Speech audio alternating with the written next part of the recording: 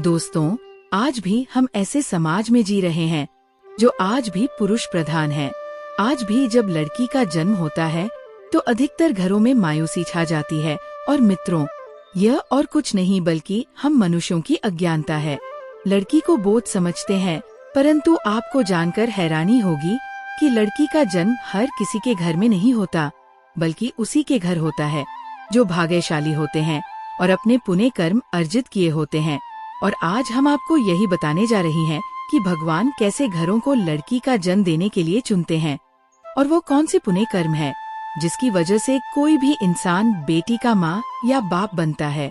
नमस्कार दोस्तों, धर्मा वचन चैनल पर आप सभी का स्वागत है। अगर आप भी भगवान श्री कृष्ण के भक्त हैं तो कमेंट में जय श्री कृष्णा जरूर लिखें। तो चलिए शुरू करते हैं आज की प्रस्तुति।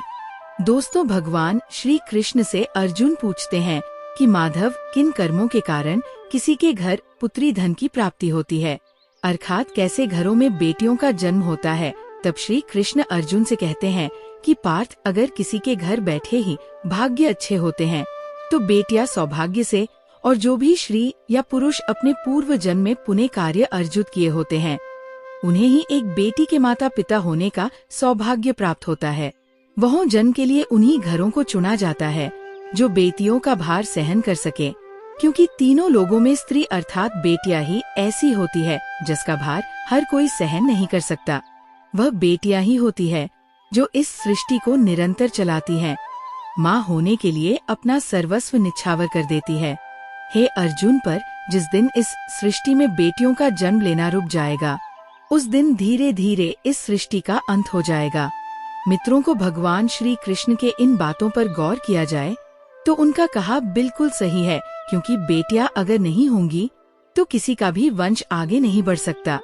दोस्तों, आपने भी कई लोगों को कहते सुना होगा कि जिस घर में बेटी का जन्म होता है वो घर स्वर्ग के समान होता है, क्योंकि बेटा तो केवल एक कुल को रोशन करता है, बेटियां तो दो कुलों को रोशन करती है।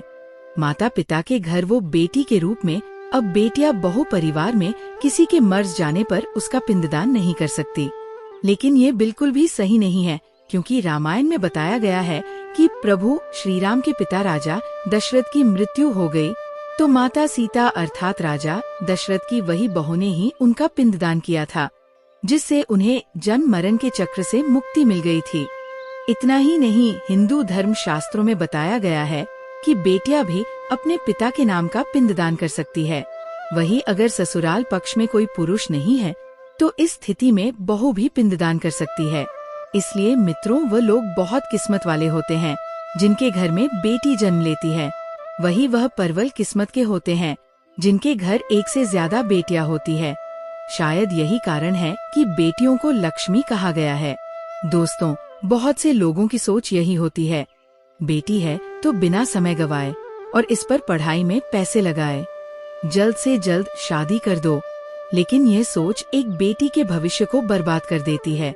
जरा सोचिए, एक बच्ची के मन में कितने सपने होते हैं, उसे कुछ करना है, लेकिन ये सपने सिर्फ सपने ही रह जाते हैं। इसलिए अपनी बेटियों को सपने पूरे करने देना चाहिए। उन्हें जीवन में हर वो खुशी दे जो उन्हें मिलनी चाहिए। एक बेट के जन्म को एक जश्न की तरह मनाना चाहिए। माता पिता को बेटी को हमेशा एहसास दिलाना चाहिए कितनी खास ये बेटी है। मित्रों, बेटी कभी भी बाप पर बोझ नहीं होती, वह सिर्फ अपनी और अपने परिवार की किस्मत बनाने के लिए जन्म लेती है। एक खुशी के साथ बताता है कि मेरे घर में 2 बेटियां हैं। उसका दोस्त भगवान का शुक्रिया अदा करता हुआ कहता है कि मैं धन्य हूँ, मेरे घर बेटियां नहीं। ये सुनकर पिता की आंखों में आंसू आ गई। तभी उसकी बेटी पिता के मित्र इसे कहती है कि अंकल, भगवान हमेशा भाग्यवान को ही बेटी देते हैं, कभी गरीब को बेटी के रूप में माता लक्ष्मी नहीं देते। भगवान उसी को पुत्री का सुख देते हैं जिसके अंदर पालने की सामर्थ्यता होती है, जो गरीब होकर भी अपनी बेटी को पाल सकता है। एक बार स्वामी विवेकानंद वैष्णो देवी की सीढ़ियाँ चल रहे थे। बगल से किसान अपनी बेटी को कंधे पर बिठाई चढ़ाई चढ़ रहा था। तभी स्वामी विवेकानंद ने कहा कि बाबा, आपकी बेटी का बोझ आपको लग रहा होगा, इसको मैं उठा लेता हूँ। और माता वैष्णो के दरबार तक ले चलता हूँ। सबके सामने स्वामी विवेकानंद से कहा कि बेटी कभी भी बाप के कंधे पर बोझ नहीं होती। अब सोचने वाली बात है कि कौन सी कर्म के बाद आप किसी के घर लड़की के रूप में जन्म लेते हैं और उनके घर के लिए लक्ष्मी का रूप साबित होते हैं।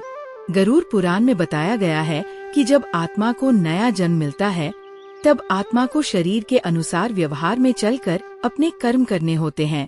शरीर के जरिए कर्म करके ही एक आत्मा अपने जन्म के उद्देश्य को सार्थक भी बना सकती है और निरर्थक भी। यदि कोई पुरुष महिलाओं का आचरण करता है, स्वभाव में महिलाओं वाली आदतें ले आता है या वही काम करना चाहता है जो एक महिला को करना चाहिए, तो ऐसे ही पुरुषों का आत्मा स्त्री का शरीर धारण करती है। अगर ये वीडियो आपको पसंद आई हो तो लाइक और शेयर जरूर कीजिएगा। अगर आपने हमारे चैनल को सब्सक्राइब नहीं किया है तो जरूर करिए। और हाँ, वीडियो को अंत तक देखने के लिए आपका बहुत बहुत शुक्रिया।